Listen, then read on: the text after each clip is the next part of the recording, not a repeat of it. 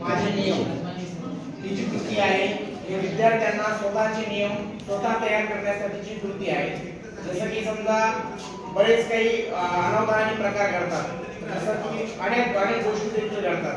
जसं की आपण गुड टच बॅड टच म्हणतो। एखाद्या शिक्षकाच्या मनात काही जरी नसेल पण त्या शिक्षकाचा अनावधानाने एखाद्या मुलीला हात लागला किंवा एखाद्या खेळताना मुला मुलींचा हात लागला, त्या कृती तशा अनावधानानेच घडतात पण त्याचा काहीतरी चुकीचा प्रकार पुढे येतो।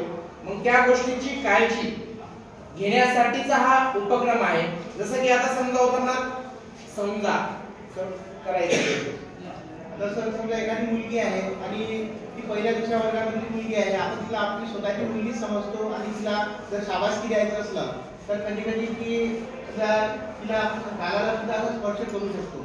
तर तसं नाही करता जर आपण तिच्या पाठीवर वगैरे जर असं शाबासकी दिली तर तिला सुद्धा वाटणार नाही। आणि आपण मागच्या वर्षी आपल्याला पोस्टर्स वगैरे सुद्धा मिळालेले आहेत, त्यातून गुड टच आणि बॅड टच सर्व विद्यार्थ्यांना आपण समजून सांगितलं आहे।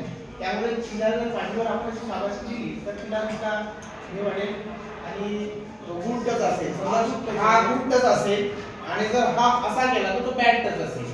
त्यामुळं विद्यार्थ्याचा जसं की केस जर एखाद्या शिक्षकाने केस ओढले तर तो बॅड टच असेल, पण तेच जर समजवताना एखादा मुलगा असा केला तरी चांगला आहे। यासाठीची कृती आहे, म्हणजे योग्य वेळी योग्य काळजी घेतली पाहिजे त्यासाठी।